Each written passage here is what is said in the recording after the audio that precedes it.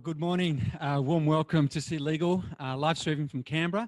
This is the second time we've done it in Canberra. I don't know if you know, but on the 20th of March, we did it for the first time. And it's been a long 4 months, but we're very happy to be back. And so it was a chilly -2 here this morning. I had ice on my windscreen. I think the locals tell me that's what am I complaining about? But it feels absolutely freezing. But it's so nice that you can be with us. The Hotel Kurrajong, who is looking after us today, have asked that everyone who's here just sign in with the QR code. If you don't know how to use the QR code reader on your phone, just text a teenager and they'll help you. Or if you go to the reception, they're going to help you out. Now, there'll be a number of us who will be joining online, and we want to welcome you as well, whether you're at a small watch party or in a cafe or in a boardroom somewhere. Welcome to you as well. We want to stand with you at this time. My name is Peter Wrench, and City Legal is a community that exists to consider the bigger questions of life with silks and suits in cities right around Australia, and we do that by looking at the Bible together. And the format, if you're new amongst us, special welcome to you, is a brief talk followed by a Q&A. Now we're incredibly privileged to have speaking for us again, David Robertson. I remember the last time he was here, he answered 15 incredibly difficult questions in 15 minutes. So he's very good at Q&A. And by the way, later on, if you want to ask a question, you can see there's a phone number there. You can text them in. It's on your screens if you're at home. Or you can actually come up to the microphone, because I think people, you give better answers if people come up. Is that right, David? Well, let's get David up, and I'll get him warmed up, ask him a couple of questions. Please welcome David Robertson. Thank you. Now, David, I believe that you were mistaken for a pest controller the other day. Do you want to just tell us about that? Yeah. I have a blog called The Wee Flea for various reasons I won't go into. And my wife phoned me up. She couldn't stop laughing. I had a guy coming in fixing some stuff in our house, because I am definitely not a tradie. I wish I was. I have no practical skill whatsoever in anything. And I should have been a lawyer, really. And I have this thing called The Wee Flea, and I'd written this guy, and he saw, oh, this guy's got a website. He must be a pest controller, because I'm the Wee Flea. And he thought, I know all the pest controllers in North Sydney. This boy must be new on the scene. I better check him out. And he told my wife 3 hours later, I was still reading all this stuff about Jesus and politics and everything else. He said, I just thought it was brilliant. So. Okay. All right. Now, David, you're a national communicator with City Bible Forum. You've been here for about a year. And since you've come, we've had fires, we've had floods, we've had pestilence, we've had plague. Yeah. Is there some sort of connection with you? Totally. My middle name is Jonah. So, or Jeremiah. Just throw me up to the gods of vengeance. Send me down to Melbourne to be sacrificed by Chairman Dan. I'm very happy to do that for you. It's amazing. In fact, I was speaking at a City Legal Fellowship in Sydney, and I mentioned this, and I said, what's next? A plague of rats. And somebody said to me, where do you live? I live in Artarmon. And they said, well, I've got bad news for you. Officially, there's a plague of rats in Artarmon. So I just thought I'd give up. What's next? War with China. And then I read in the newspaper yesterday that Australian Navy ships and Chinese warships had a wee standoff. So, you name it, I'll prophesy doom and gloom for you, and I'll probably be right. Okay, well, you might be getting some questions about that, David. Well, thank you very much. David's going to come and speak to us in a few moments. But he's actually asked that a small section from a letter written by the Apostle Paul to the small group of Christians living in Rome, it's called the Letter to the Romans, be read for us before he speaks. And I'm going to ask Joseph Pham from DFAT to come up, and he's going to read that for us. You can find it on the handouts in front of you or on the screen. Thanks, Joseph, if you'd like to come up.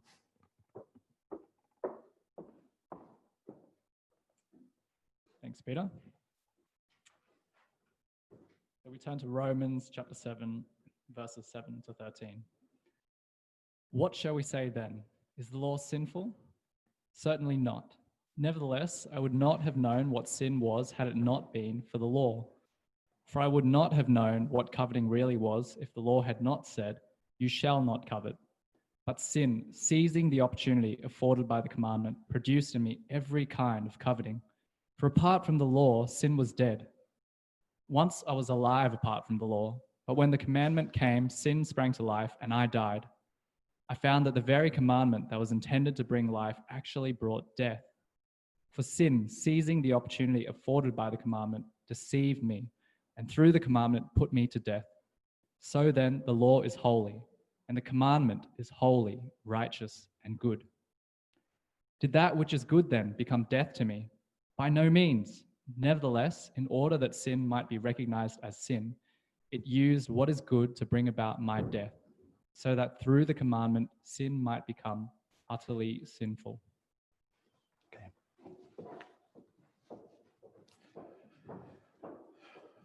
Now I need to ask Peter, 15 minutes? Okay. 15 minutes, okay. Because it's like doing the impossible, because I'm wanting to look at something that's absolutely massive and hugely important. And that's the whole question of what is the point of the law. So by definition, there's going to be lots of stuff that you just say, well, wait a minute, what about this? What about this? What about this?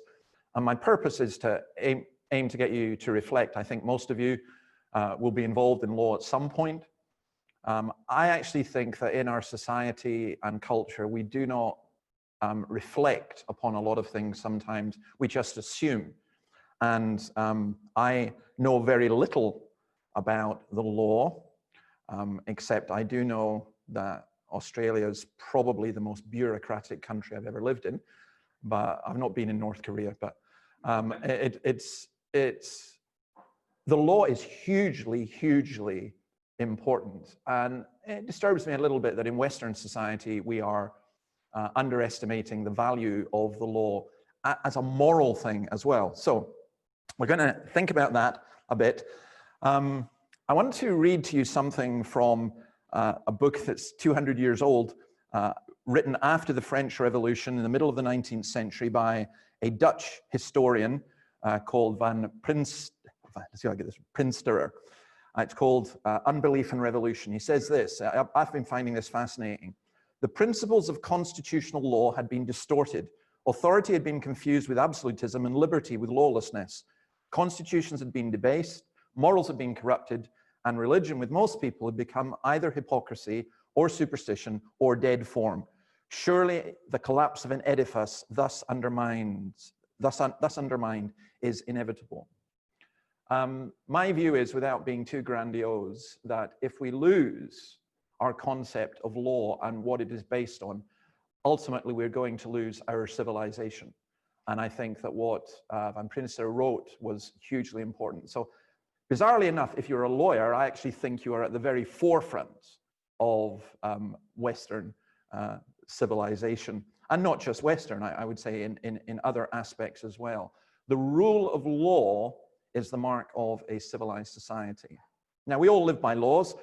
We all live under the law, and there are different laws. I think, for example, what do you do when we've got this current pandemic? Do you say to people, be a good neighbor, do what you can, wear a mask if you're in a crowded environment? And do you take the Swedish approach, if you like, which is to say, we trust people to be good citizens? Or do you take what's happened in Melbourne just now, every single person must wear a mask, whatever, and then you're going to get all different, what is a mask, what is not a mask, is this and so on. Can you use law for absolute, but we all live under laws, what is right and what is wrong. When I drive back to Sydney, I will hopefully be obeying every single law on the way. I'm sure as an ignorant foreigner, I will break some of them. I hope not. In terms of law, there's the law of the state. There's the law, if you like, within your own household. I remember teaching my son at some point, there's some basic laws in this house, and you just don't ever break them. There are some other peripheral laws that we can negotiate, and you will learn your skills in that way. But every society has laws. You play a sport, it has laws, it has rules. There are rules even within the context of where we are just now. There is a law of at work. Every company has principles, rules, various other things. There's a law as well within our heart. There's a conscience, a sense of right and wrong.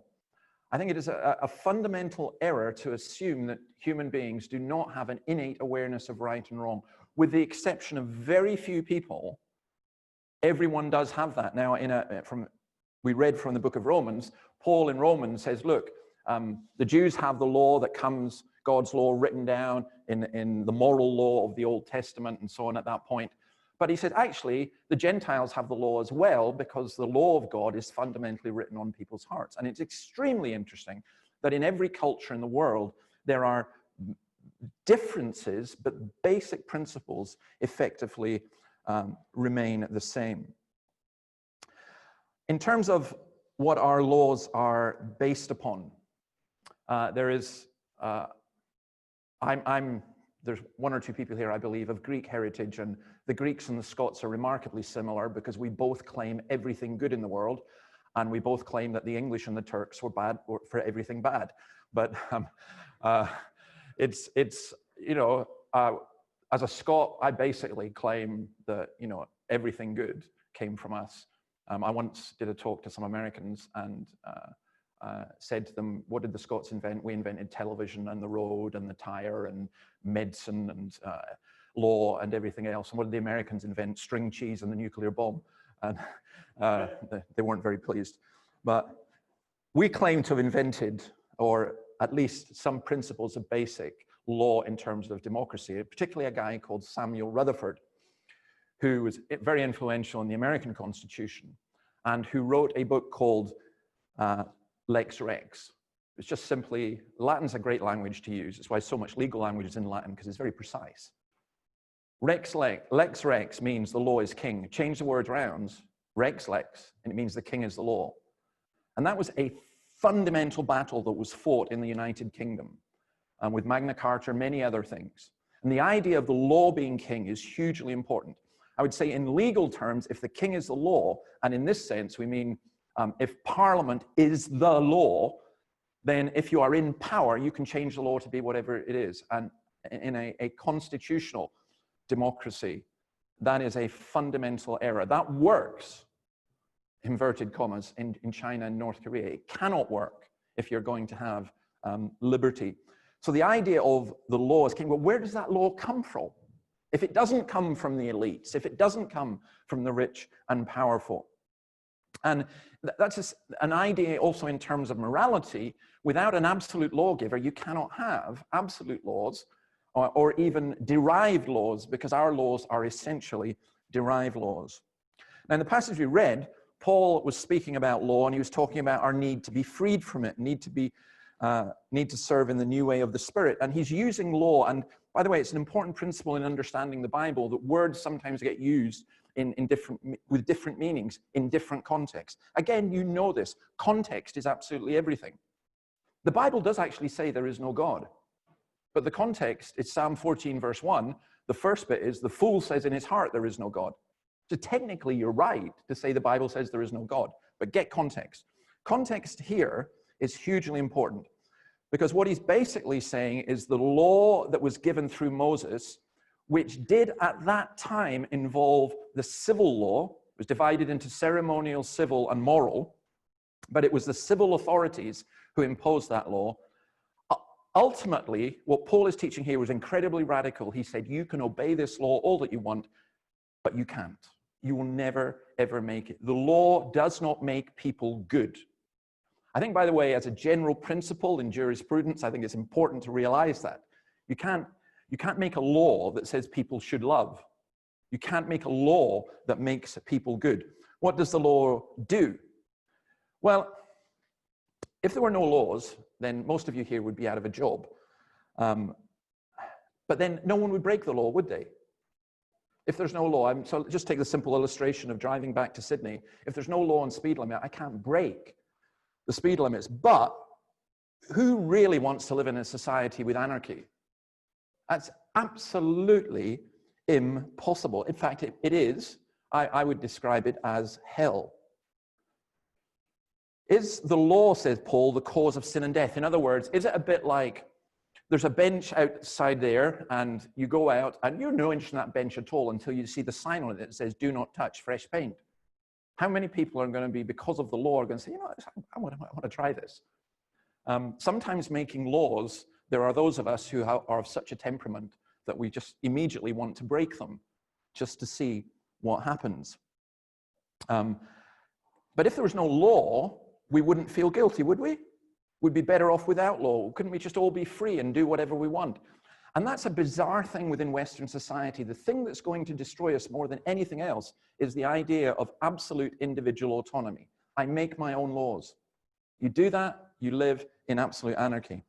Paul's saying what the law does, and in this sense, he's speaking about the biblical law for the Jewish people, but not just for the Jewish people. He's also talking about the law within. It makes us feel guilty. It makes us aware of what is right and what is wrong. Romans 3:20, therefore no one will be declared righteous in God's sight by the works of the law. Rather, through the law, we become conscious of our sin. And again, you just see that. You see that with the speeding thing, of course. If I don't know. I remember once I was driving in Mississippi and I got something wrong in terms of the local laws, and the police pulled you over. And I mean, I'd seen all the movies, Mississippi Burning and everything. I was so thankful that I wasn't what they now call a person of color.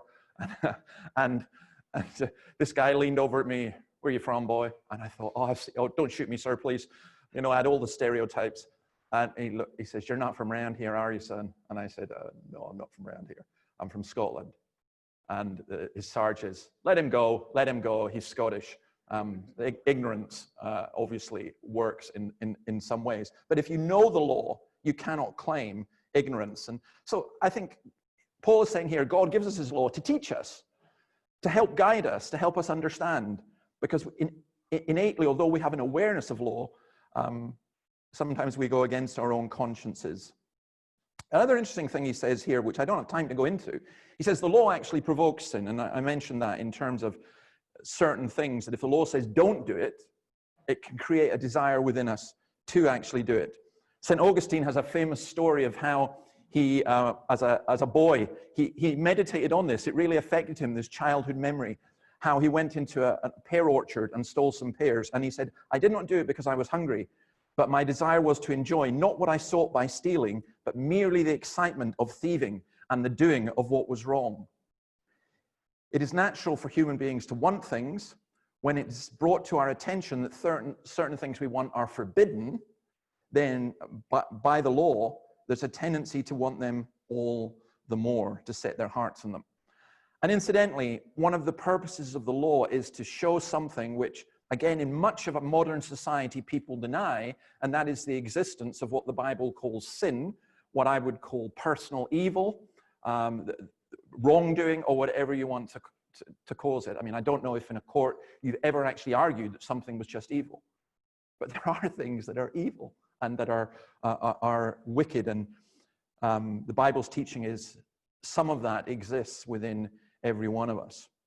The law doesn't cause sin. It's not to blame. It's holy and righteous and good. I am the Lord, Paul quotes this in Romans 10 from Leviticus, who brought you out of Egypt to be your God, therefore be holy because I am holy. The law exposes sin, and the law challenges us. And it leaves us with a problem that says, okay, so it's as though we're in a court and we end up being found, you're guilty. You're guilty. You're guilty. You're guilty. You're guilty.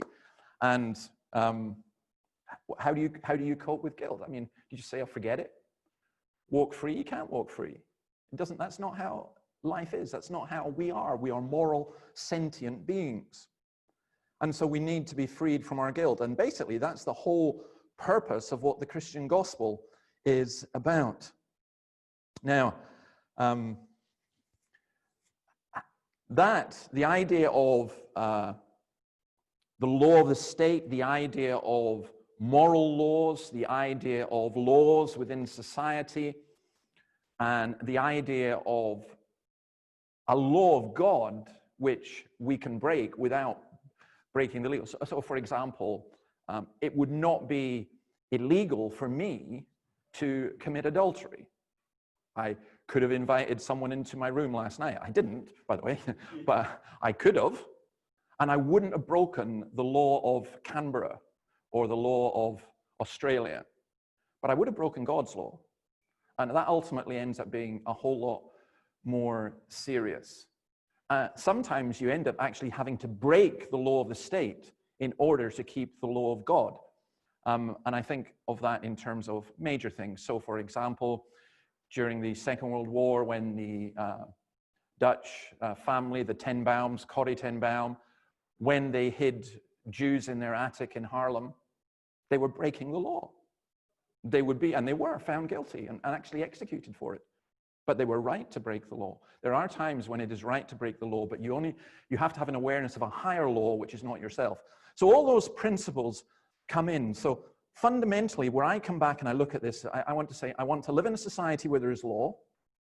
I want myself to keep the law. I want the law to be just and good, not wrong, and as the Bible says, holy.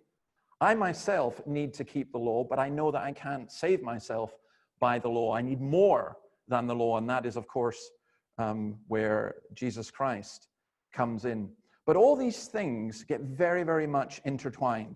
So I'm going to leave you with another quote from my Dutch historian, theologian, and he says this: "The ideas of liberty, toleration, and so on, magic words with which men thought to summon up the perfection of wisdom and happiness." Now, you can say the buzzwords of our society: equality, diversity, and so on. My argument, by the way, is those are fundamentally Christian words, and that our society has taken them, debaptized them, and turned them into the very opposite of what they actually mean. But these buzzwords are used all the time. And again, I think in law, by the way, words have to have precise meanings, or you end up just incredibly confused. But I think this is right. The idea that these magic words were forever trumpeted forth, yet they remained mere sounds. Love is meaningless if you don't know what love is. It's just meaningless. It's just a phrase. It's just a slogan. It's just a meme. And not only were the promises not redeemed, their very opposites arrived. For justice, there came injustice. For liberty, compulsion. For toleration, persecution. For humanity, barbarity. And for morality, decadence. It is my view, personally, that within this is the route America is on. It's the route that the UK is on, I think, to some degree. It's a route that I believe Australia is on, but you're much further back down the road, thankfully. But unless this is sorted, the direction that we are going, this is where this country and our society will be headed. For justice, injustice. For liberty, compulsion. For toleration, persecution. For humanity, barbarity. And for morality, decadence. I think Van Priestenaar was right, writing after the French Revolution.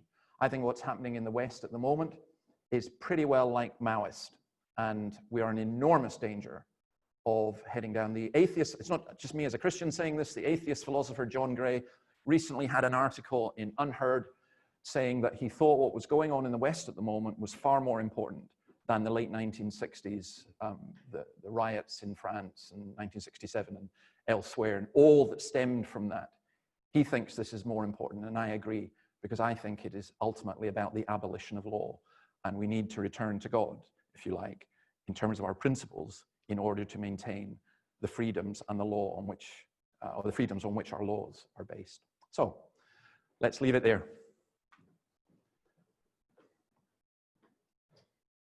Well, thank you very much, David. A lot to think on there. So we're going to give people just 30 seconds or so to cogitate about what David said. And then if you want to text in a question, go for it. I've got my phone here, and I can take any questions. Or if you'd like to come up, I think it might be nice to have someone stand up here, wouldn't it, Dave, next to you, asking you questions. So if we've got a brave soul out there who'd like to come up and ask a question live, that would be great. I know there's a lot to think about, so I'll just give you, a couple more seconds to think through the thing. You can see that the number is on the screen in front of you, or on the front of the outlines is a number in red, and you can just text your messages through. Okay. All right. Well, I might start off with one. Is that all right? Yeah, go ahead. Absolutely. What about for those who are involved in lawmaking in Canberra? What is the relevance of what you've had to say to them? I think it's hugely relevant. I think it's relevant at a personal level, and personally where we are at, and the own boundaries within which we all operate, which all of us do. If you don't have personal boundaries, you'll end up insane. So I think that's involved. As far as I can understand, I mean, I don't really I'm trying to come to grips with Australian society, but it does appear to me that Canberra is quite an important place, particularly for the law. I think you said the right thing. Yeah, well, but I think that people here need, both lawmakers, if you like, people who are influencing. I mean, I'm assuming that there's loads of lobby companies here and everything else. I think people need to think about the broader context of what actually is right and what is wrong, and what laws do we want our society to be based upon. I mean, it's very interesting just looking at exchanges between George Bush and Bill Clinton and everything, and I look at it and I think that was a different era. You know, there's a respect for law and a respect for one another, and I just think we've degenerated. And you know, I mean, I think in Australia you guys are absolutely brutal with your politicians, but I do think that the rule of law is crucial, and therefore people who are working here, which is the center, if you like, at least of constitutional law and governance law, for me, what I've been trying to say, I think, is fundamental. And basically I'm asking, have lawyers got soul and heart? Okay. Or is it all about money? Okay. You know, so. Righto. All right, well, we've had a question come through from one of those policymakers. To what extent should our civil laws reflect and enforce key principles of God's moral law? So there's a very pointed question. Yeah. You want it again, or you're right? No, I'm all right with that. I'm glad someone's asked it. I hope somebody would, you know, ask it, because that's the issue. Now, you have to be really, really careful here. We're not talking about theocracy. What is theocracy? Theocracy is where the religion, if you like, governs the state. And that's an enormous mistake. Some of you here will be Christians, you belong to churches. Most of you will be savvy enough to realize that if your pastors ran the country, it would be an awful mess. So we do not want a theocracy in that sense. Islam is a theocracy. There's no way round. What most people do not understand about Islam is that it is as much political as it is religious. And that's fair enough. That's one perspective. It's Christianity that introduced into the world this idea of separation of church and state. I think that's important. So and things like the laws of the Old Testament, the Mosaic civil law that was given to the theocratic state of Israel, you don't try and put those in just now. But you take principles. So for example, a principle like the sanctity of life. Now, our society has principles, believe it or not. They really, really do. But there are certain things that you know you cannot say. What do you mean by that, David? What do you mean?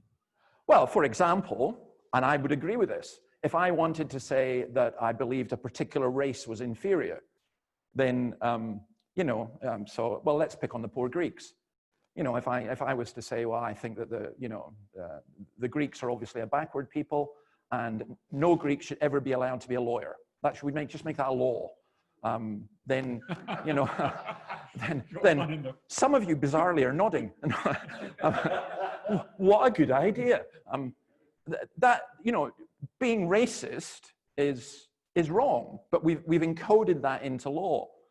But there are other things that we're just quite willing to let go by. You know, so in my country at the moment, back in Scotland, in the UK, they're thinking of making it a law that you're not allowed to criticize Islam. But you are allowed to criticize Christianity, and you're thinking, hang on a minute, what's going on here? You know, so the whole concept of freedom of speech and other things like that, you know, there are obviously limits to freedom of speech, but how are those limits determined?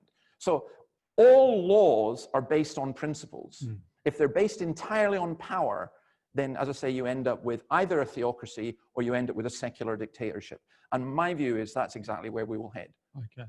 Well, we've got a question really that's going to draw upon your experience in Scotland, and that is, how will Australia realistically reverse the slide down the slippery slope that the USA and the UK are currently on? Well, I like alliteration. So law, love, and liberty is how I would put it. I think the idea of you're in a country ruled by law. So let's say, for example, supposing that Gladys, sorry, I love the way that Australians name their politicians by their first name. The only way we do it in the UK is Boris, and it's not really a term of endearment.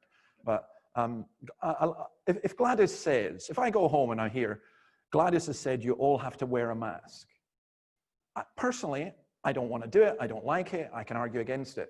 But I will obey the law. So, because there are principles that you do that you obey the law.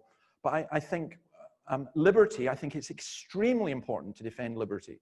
So I, for example, defended the right of some local Muslims in an area where I was it was very inverted commas Christian area, and there were some refugees who wanted to build a mosque, and there were some people who objected. And I wrote and said, no, you've got to you can't demand liberty for one religion and not for others. So you have to, so liberty is important. And then people say, oh, well, you're just pro-Islam. I say, no, I disagree with Islam. People have to have the right. So liberty is really important. And I think love is hugely, hugely important. And I'm asking, where do all these things come from? And ultimately, I think they come from God. So if you reject the root, you're going to lose the fruit. I think what will happen is you will retain the fruit for a number of years, but eventually, because there's no life, it will go stale. So are you holding up your white thing to ask a question? It's like an auction, or? No, okay, no, please go ahead. Please read it out. Yeah. Yeah, come up. Come up to the mic. Thank you so much. I'm guessing from your attire that you're not a lawyer, or maybe you are. The civil engineer who referred to That's right. last time. That's right. Yeah. I won't read Yeah. it word for word, Yeah. but one doesn't have to be a follower of Jesus to follow logically through the consequences of total anarchy. Yeah. So why are so-called intellectuals, the university-educated progressives Yeah. in our society, not able to see the downside of thirsting for a lawless state? Yeah, because that's such a great question. And I'm just going to be a little bit of a weird answer for those who are Christians, because they don't read gay atheists like Douglas Murray, it's fascinating in Western culture that the key defenders of principles of liberty and law, and I would even say love, are actually not Christian church leaders at this moment in time. They are people like Doug Murray, who is a gay atheist, but his book, The Madness of Crowds, is absolutely superb. I do think the problem, and I think the problem you see it at its most major in the United States. So it's the elite universities, it's the Harvards and the Yales and the Berkeleys, that people are being taught this postmodern nonsense that drives people insane. So that, take down a statue of Abraham Lincoln because it has a slave beside it. And you think it was a statue built by emancipated slaves. How idiotic can you be? Well, history doesn't matter. Truth doesn't matter. It's just, so the postmodernism that was taught late 1960s, early 1970s has really come home to roost, but particularly in three areas. I think it's come home to roost in the academy.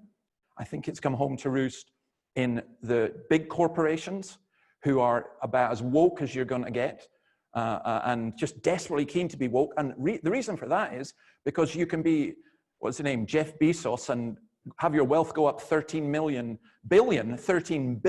in one day, and yet still claim to be progressive because you support certain causes. It's breathtaking to me that that's the world in which we live, but it is the world in which we live. And I think money and greed and ignorance and various other things. So you have the academy, you have the corporations. And I also think within the legal establishment, there is an increasing tendency to lose sight of what the law is really about and what it's for. So I actually heard a former Supreme Court judge in Australia. I was at a meeting, I challenged him on it because I couldn't believe that he said it.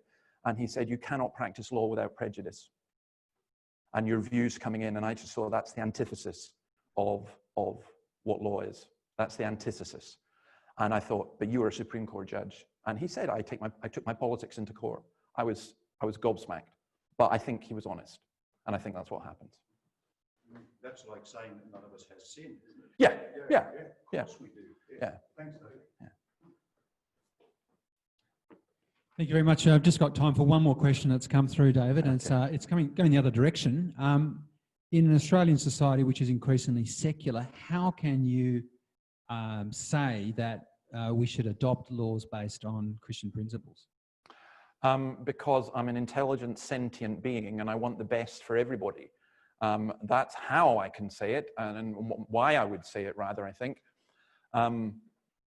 What I would not do is I'd not go to people and say, you must do this because the Bible says this, because they don't accept the authority of the Bible.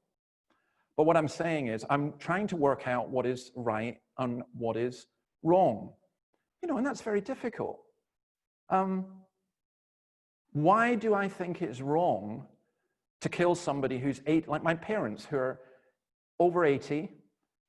They've got lots of, illnesses and all the rest of it. They're a burden on society, if you want to think of it in terms of economic, which I think is absolutely appalling.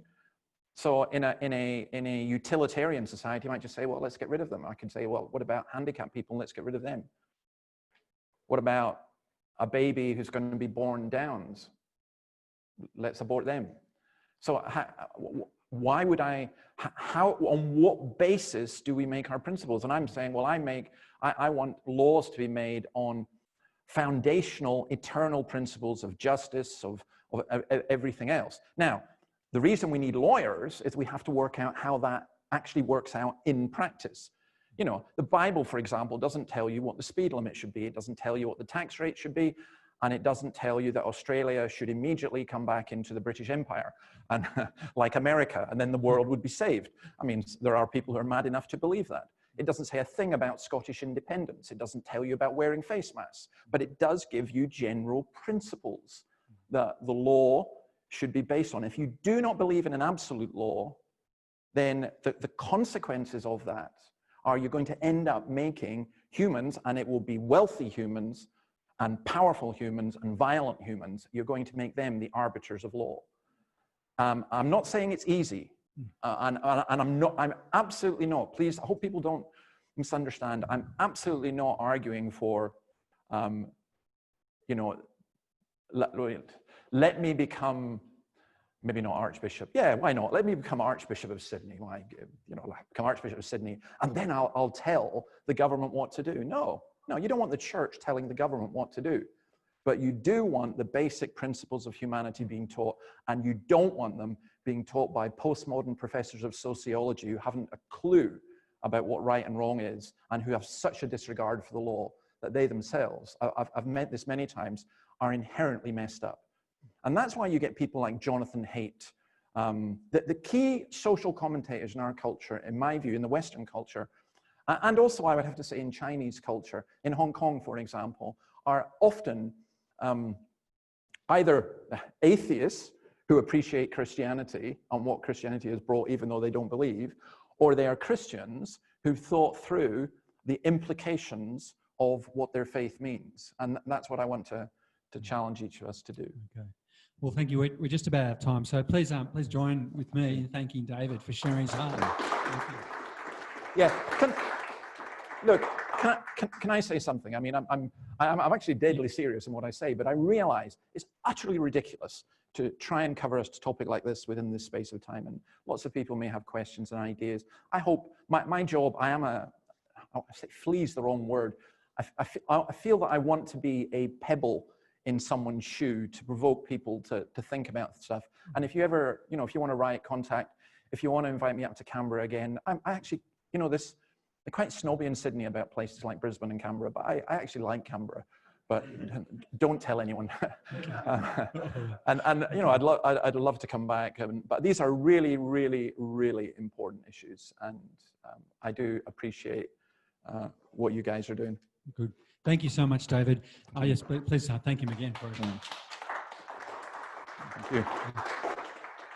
Well, you might like to take David up on his offer of answering questions further, discussing further. The way to do that, there's a little slip of paper on your seats, and you can just fill that in and leave it there. And that's also a way that if you haven't been able to join in via Zoom for our meetings over the last few months, you can start doing that from next week. Philip Jensen's going to be speaking to us from a letter to the small church in Corinth. It's going to be a fascinating talk, so please pop your details down there and then say, I'd like to get in contact.